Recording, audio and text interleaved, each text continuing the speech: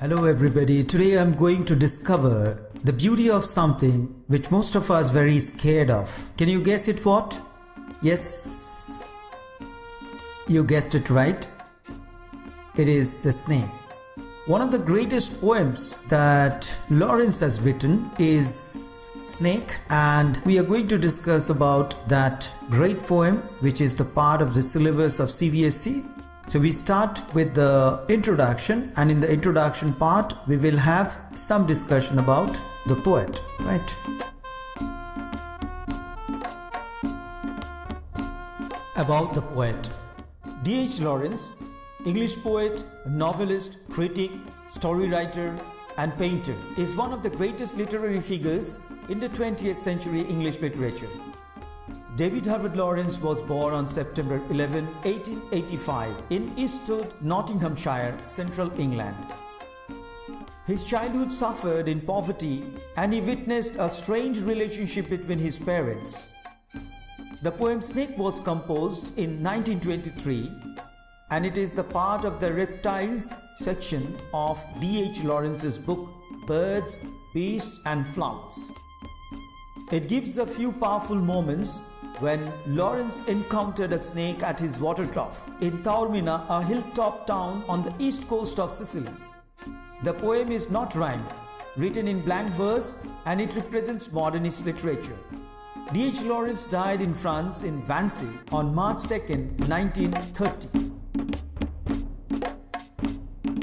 Snake by D.H. Lawrence. A snake came to my water trough on a hot day, and I in pajamas for the heat to drink there. In the deep, strange scented shade of the great dark carob-tree, I came down the steps with my pitcher, and must stand and wait, for there he was at the trough before me. He reached down from a fissure in the earth wall in the gloom, and trailed his yellow-brown slackness soft-bellied down over the edge of the stone trough, and rested his throat upon the stone bottom. And where the water had dripped from the tap in a small clearness, he sipped with his straight mouth, softly drank through his straight gums into his slack long body silently. Someone was before me at my water trough, and I, like a second comer, waiting. He lifted his head from his drinking, as cattle do, and looked at me vaguely, as drinking cattle do, and flickered his two-forked tongue from his lips, and mused a moment, and stooped and drank a little more.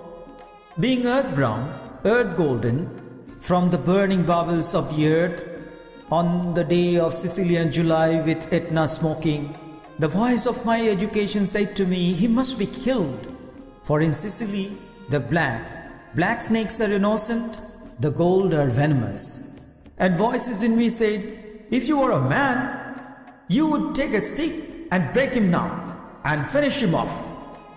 But must I confess how I liked him, how glad I was he had come like a guest in quiet to drink at my water trough and depart peaceful, pacified and thankless into the burning bowels of this earth.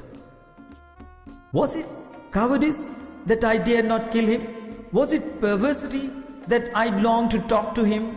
Was it humility to feel so honored? I felt so honored. And yet, those voices, if you were not afraid, you would kill him. And truly, I was afraid. I was most afraid, but even so honored still more, that he should seek my hospitality. From out the dark door of the secret earth, he drank enough, and lifted his head, dreamily as one who has drunken, and flickered his tongue like a forked knife on the air, so black, seeming to lick his lips, and looked around like a god, unseeing into the air, and slowly turned his head, and slowly, very slowly, as if thrice a dream, proceeded to draw his slow length curving round, and climb again the broken bank of my wall face. And as he put his head into that dreadful hole, and as he slowly drew up, snake easing his shoulders and entered farther. A sort of horror, a sort of protest against his withdrawing into that horrid black hole, deliberately going into the blackness and slowly drawing himself after, overcame me. Now his back was turned. I looked around. I put down my pitcher. I picked up a clumsy log and threw it at the water trough with a clatter. I think it did not hit him. But suddenly that part of him that was left behind convulsed in undignified haste, wreathed like lightning, and was gone into the black hole, the earth-lift fissure in the wall front, at which, in the intense still noon, I stared with fascination. And immediately I regretted it. I thought, how paltry, how vulgar, what a mean act. I despised myself and the voices of my accursed human education. And I thought of the albatross. And I wished he would come back, my snake, for he seemed to me again like a king in exile, uncrowned in the underworld, now due to be crowned again. And so I missed my chance with one of the lords of life, and I have something to expiate, a pettiness. Now we have the word meanings from the poem. Trough, long shallow container from which animals drink. Pajama, loose trousers and jackets worn in bed.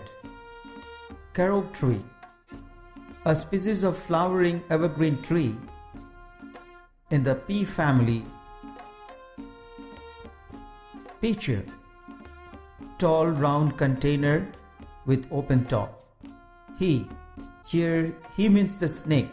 The snake is equated with human being. Fissure is crack. Gloom means darkness.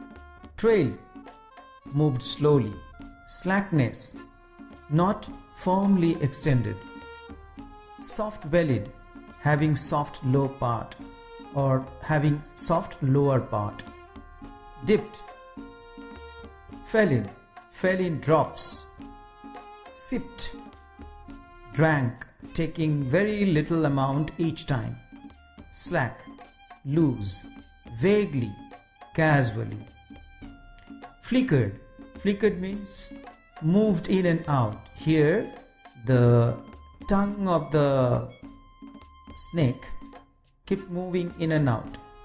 Two-forked, divided into two parts. Again the tongue of the snake. Mused, thought deeply, thought. Stooped, bent down. Bowels, here bowel means bottom part of the earth. It is hot. Sicilia, of Sicily, the largest Mediterranean island. It is just off the toe of Italy's boot. Etna, Mount Etna. It is an active stratovolcano on the east coast of Sicily, Italy, in the metropolitan city of Catania, between the cities of Messina and Catania. It lies above the convergent plate margin between the African plate and Eurasian plate. Voice of education. Here, the so-called voice of modern education. Innocent, harmless. Venomous, poisonous. Voices in me. The voice of education. Man. Here man is brave. Actually, it signifies male chauvinistic attitude. Pacified, cool. Burning bubbles, hot inner part of the earth. Cowardice, lack of courage. Perversity, that is unreasonable or unacceptable. Longed to, wanted to. Humility, quality of being humble. Sick means want. Hospitality, friendly and generous behavior towards guests. friendly and generous behavior towards guests. Unseen, not noticing. Thrice, thrice is the mysterious number. Proceeded, moved on. Slow length, lazy body. Dreadful, dreadful means dangerous. Withdrawing, going back. Horrid, horrid means horrible or unpleasant.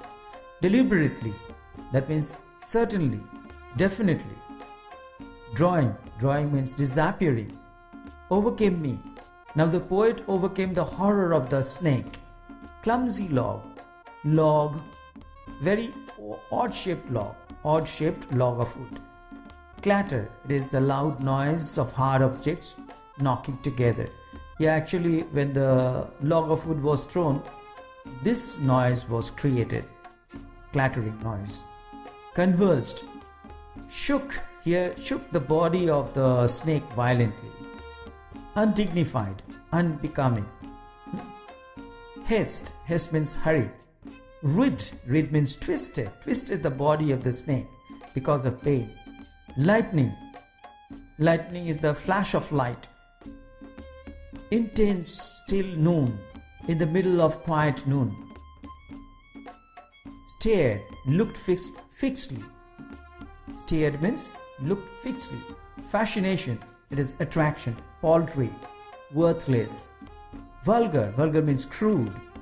Mean, mean means undignified. Despised, hated.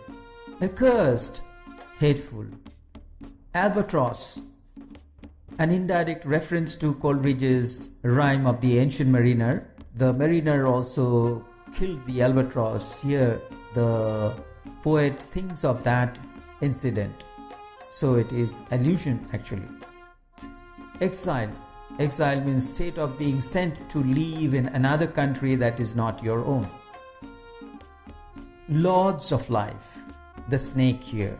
Expiate. Expiate means to redress or make amends.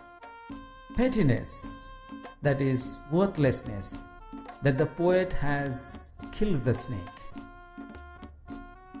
In this poetry, like in many other poetries, lots of literary devices been used by the poet. So I'm just mentioning a few of them. Hot, hot day. It is repetition. Strange scented shade.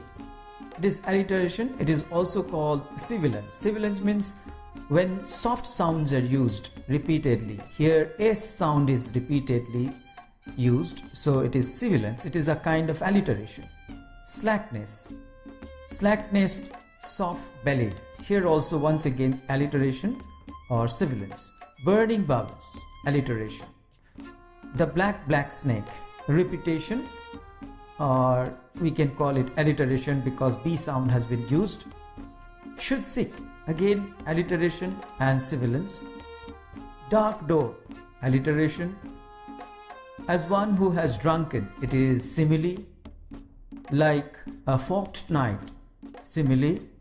And looked round like a god, again simile. With a clatter, it is onomatopoeia, the sound created by the throwing of the log of wood. Again like a king, it is again simile.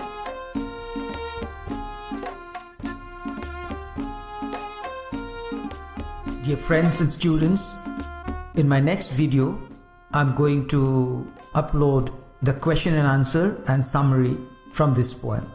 So please don't forget to follow that one. Those who are keen to see the question and answer and understand the poem, please follow the next video.